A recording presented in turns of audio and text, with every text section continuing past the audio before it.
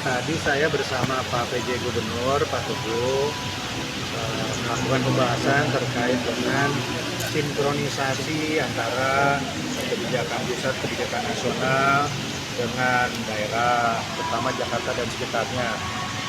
Juga dari kita banyak berdiskusi tentang konsep aglomerasi ke depan, pasca Jakarta tidak lagi menjadi ibu kota, seperti apa, dan koordinasinya dengan daerah-daerah penyangga yang lain-lain, kira-kira begitu ya. Jadi kami banyak berdiskusi soal itu tadi, terutama layanan transportasi, supaya Jakarta juga bisa membantu menguatkan konsep integrasi transportasi Jabodetabek ke depan. Gitu.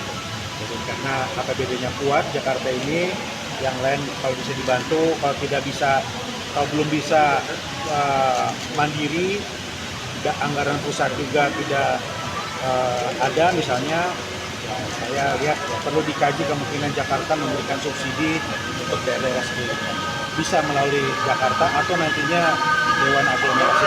Salah satu yang lagi ramai juga ikut dibahas Pak yang soal perceraian dan perkawinan. Perceraian itu. ASN. Ya tadi.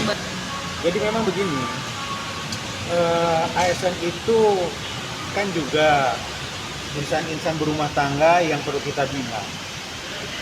Selama jadi wali kota, saya banyak menandatangani surat izin perceraian.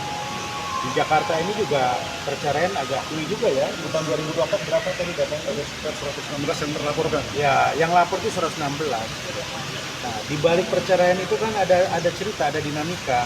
Ada yang mantan istrinya tidak diperhatikan hak-haknya dan sebagainya. Nah, sedangkan bagaimanapun juga ini keluarga besar kami yang harus kita bina, yang harus kita pastikan ada landasan hukumnya. Jadi sesungguhnya sejatinya Pergub ini adalah memberikan kepastian hukum, aturan yang lebih jelas tentang proses-proses perceraian dan pernikahan. Jadi tidak hanya sekonyong-konyong masalah poligami, tapi perceraian pernikahan. Banyaknya angka perceraian, ada dinamika keluarga di situ. Kita harus lindungi semuanya. Kemudian sebetulnya di Pergub ini tidak ada norma baru. Semuanya merujuk pada Undang-Undang Nomor 1 tahun 2074, PP 10 tahun 83, 45 tahun 90, ya, dan surat edaran DKN.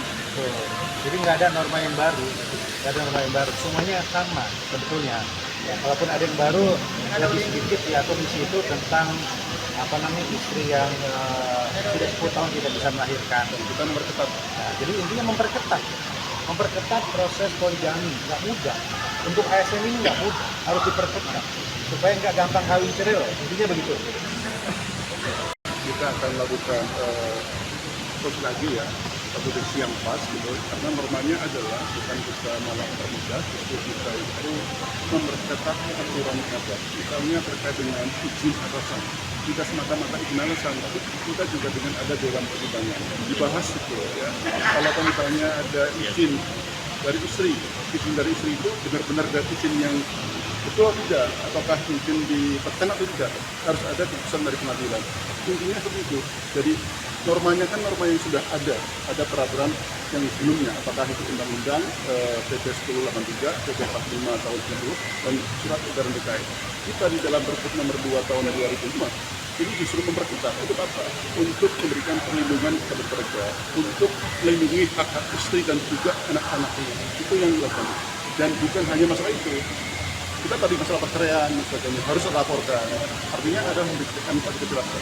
Nah, kita kan terus komunikasi dengan berbagai pihak. Ya, terima kasih. Kita akan lakukan pembahasan dengan DPR. Ya, sementara ini Perpresnya belum berubah. Nanti kita pastikan lagi tanggal 22 Kemendagri akan melakukan rapat bersama DPR, KPU, dikasih. Bagi Kang Bima.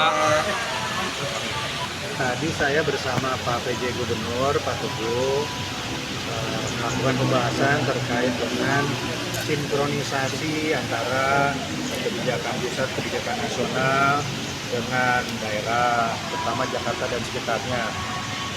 Juga dari kita banyak berdiskusi tentang konsep aglomerasi ke depan, pasca Jakarta tidak lagi menjadi ibu kota, seperti apa, dan koordinasinya dengan daerah-daerah penyangga yang lain-lain, kira-kira begitu ya.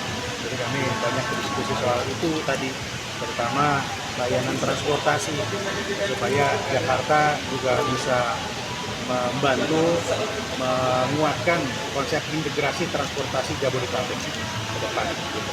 Jadi karena APBD-nya kuat Jakarta ini, yang lain kalau bisa dibantu, kalau tidak bisa, kalau belum bisa mandiri, anggaran pusat juga tidak ada misalnya, ya, saya lihat ya, perlu dikaji kemungkinan Jakarta memberikan subsidi untuk daerah sekitarnya. Bisa melalui Jakarta atau nantinya Dewan Aglomerasi. Salah satu yang lagi ramai juga ikut dibahas Pak yang soal perceraian dan perkawinan Perceraian itu. ASN. Ya tadi. Jadi memang begini, ASN itu kan juga insan-insan berumah tangga yang perlu kita bina. Selama jadi wali kota, saya banyak menandatangani surat izin perceraian. Di Jakarta ini juga perceraian agak tinggi juga ya. Di tahun 2024 berapa tadi datanya? Ada sekitar 116 yang terlaporkan. Ya, yang lapor itu 116. Nah, di balik perceraian itu kan ada cerita, ada dinamika. Ada yang mantan istrinya tidak diperhatikan hak-haknya dan sebagainya. Nah, sedangkan bagaimanapun juga ini keluarga besar kami yang harus kita bina, yang harus kita pastikan ada landasan hukumnya. Jadi sesungguhnya sejatinya Pergub ini adalah memberikan kepastian hukum, aturan yang lebih jelas tentang proses-proses perceraian dan pernikahan. Jadi tidak hanya sekonyong-konyong masalah poligami, tapi perceraian pernikahan. Banyaknya angka perceraian, ada dinamika keluarga di situ. Kita harus melindungi semuanya. Kemudian sebetulnya di Pergub ini tidak ada norma baru. Semuanya merujuk pada Undang-Undang Nomor 1 Tahun 2074, yang PP 10 Tahun 83. 45 tahun 90. Iya, Dan surat edaran BKN. betul. Jadi nggak ada norma yang baru, semuanya sama sebetulnya. Ya, kalaupun ada yang baru lebih sedikit ya komisi itu tentang istri yang sudah 10 tahun tidak bisa melahirkan. Kita memperketat. Nah, jadi intinya memperketat proses poligami, nggak mudah. Untuk ASN ini nggak mudah, harus diperketat supaya nggak gampang kawin cerai loh. Intinya begitu.